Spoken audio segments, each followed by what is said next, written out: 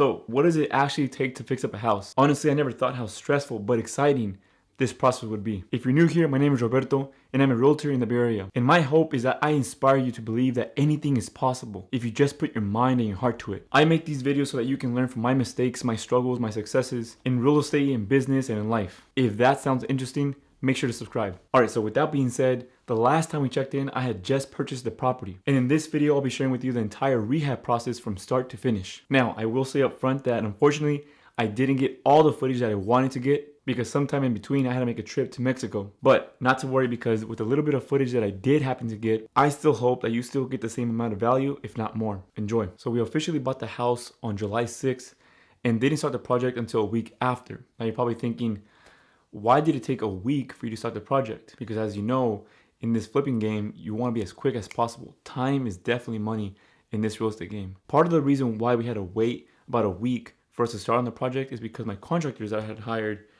they were still working on another project for a different person, which is why we couldn't start until a week after. But if you know me, I don't like to waste time, especially in this game. Like I said, both my dad and myself, we got straight to work. So I knew that most of the work that was going to be done was going to be done by my contractors. And so there was only so much I could get done before they came in the next week. We primarily did like the landscaping and general cleanup around the house, inside and outside, and also in the garage, just to get as much of the mess out and the garbage out. So that way by the following week when my contractors came in, it was going to be very nice and clean for them to just get straight to work. So throughout the entire first week, we worked on the landscaping.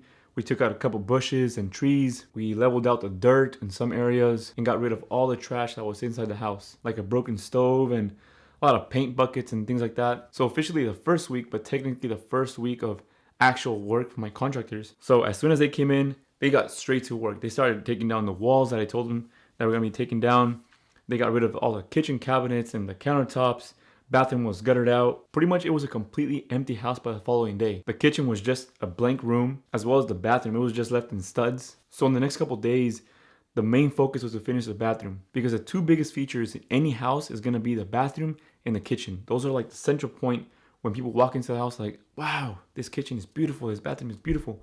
That's what draws people's attention, right, to the home. Because the bedrooms, there's only so much you can do with them. So by the end of the week, my guys were able to finish the new bathroom with the new tile, top and bottom, the new shower tub, and the bathroom vanity. In week 3, there was a lot done. This is when the biggest changes were done. All the interior and exterior paint was completed. The painting itself changed the game completely. It looked completely different than what I did before, obviously, with the paint. That just goes to show how much paint has an effect on a house, whether it's interior, exterior, and the type of colors you choose. Throughout this entire process, the idea was to keep it as simple as possible, while also choosing to stick with neutral tones, right? In the bathroom, it was the grays, the whites, and the blacks. In the inside, we wanted something very, neutral to the color, to the eyes. White Dove was the color, I believe. It wasn't like a true white, but it was just slightly on the more beige, creamy side. All the trims around the windows and the baseboards, that was white, just to give it that nice contrast between the White Dove and the white. In terms of the exterior, we decided to go with a little bit more of a bold approach. Initially, the idea was to go with something more on the gray tones,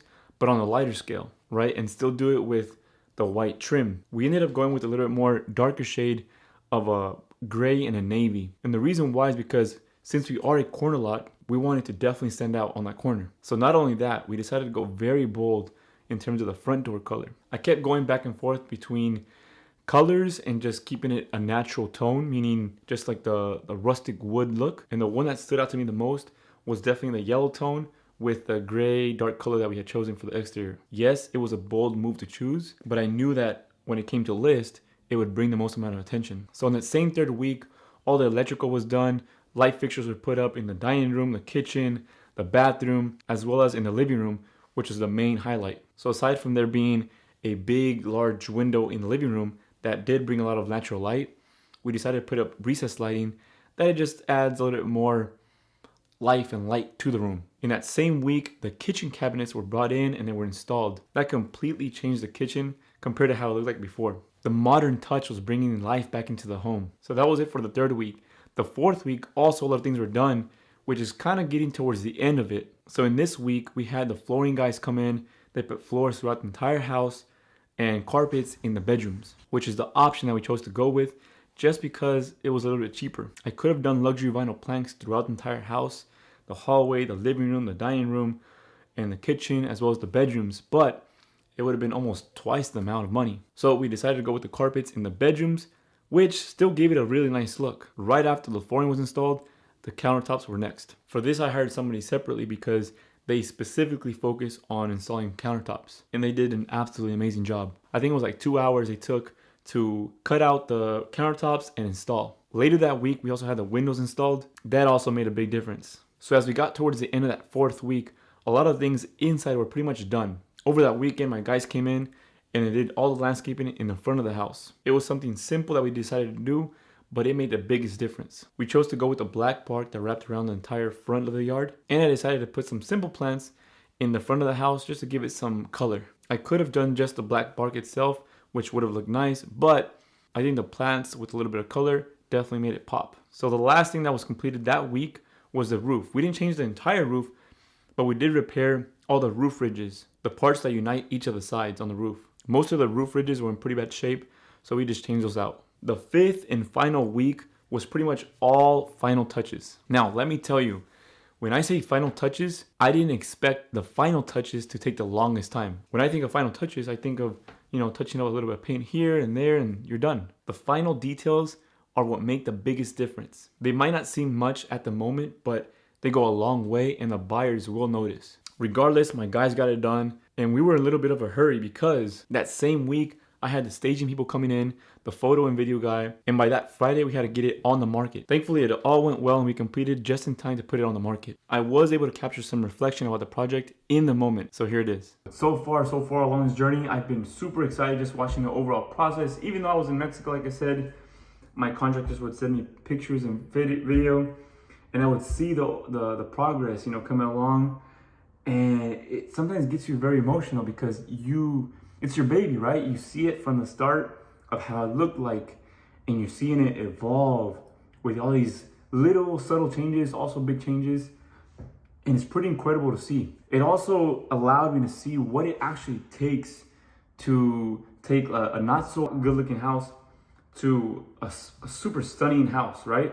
And not only that, another big takeaway I've gotten so far is this. Here's the thing. For me, the biggest reward, the biggest profit is not actually the money. And you're like, what? Not the money? It's true. For me, I would much rather break even on this house flip, but gain all the experience and knowledge and the skills that I learned than not do a deal and not gain that knowledge, experience, and skills that I've learned so far. Because remember, those skills that I've learned so far along this journey, that's gonna help me on the next project or the next thing that I do. You always wanna keep moving forward and learning new things and growing. But yes, also if the profit comes, then let it be. And once again, I hope it inspires you to do the same. Whether it's in house flipping or rental properties or whatever it is, get in the game. It's fun, not only from the back end, which is real estate as an agent, as a realtor, but also on the front end, actually investing in the properties, managing the properties and all that stuff. I'll leave you with this. The first step is the hardest step, getting into the game. But the goal is to take that first step.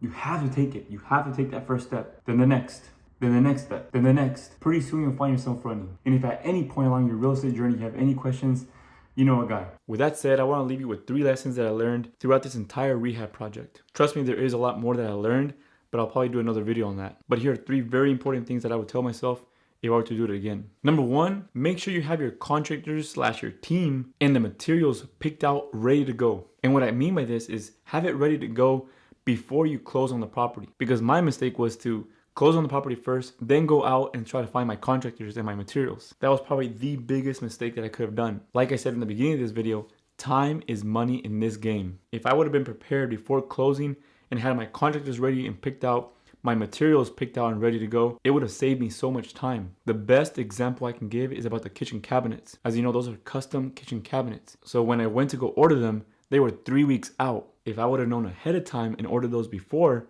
I could have saved myself so much time and also finishing the project a lot sooner. Number 2, budget. I think almost every house flipper will tell you about budget. And the reason I know this is because I was also on YouTube trying to figure out what people's budget were and did they stay on track or did they go above or below. I can tell you firsthand, I definitely went over my budget. Stay tuned for a future video where I'll give you a breakdown of all the numbers. But for this video, I was expecting to spend about $30,000, $30,000 to $35,000 on the rehab project. And that was including material and labor. The reality is, I went over budget by about $5,000 to $7,000. And the reason I went over budget wasn't because the labor was expensive or the materials were expensive, which materials are expensive overall, especially during these times. The reason I went over budget is because when I initially ran my numbers, I was going based on my estimates and my idea of what certain materials would cost and what the labor would cost. So I did a breakdown when I was running the numbers. Okay, this is how much the kitchen is going to cost me. This is how much the bathroom is going to cost me.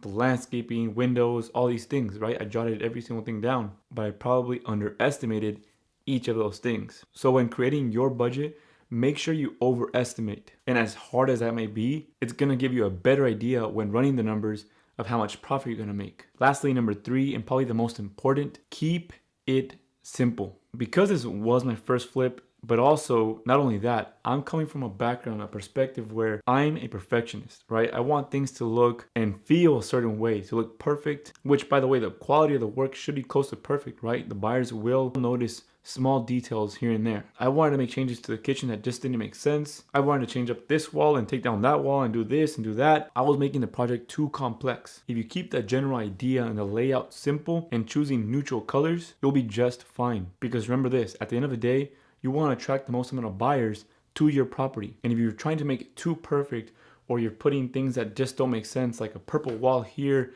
and the layout this way and that way, it's just gonna mess you up completely. It's gonna cost you more, and you might not get as many buyers as you had expected. So if you can remember those 3 things, picking out your team, your contractors, and your materials, as well as staying on a budget and keeping it simple, you will be just fine. With that said, thank you for joining me on this video. I can't wait to show you the final results on a new video coming up soon. If you haven't watched the previous video, how the property looked like before, make sure you check it out. Until next time, peace.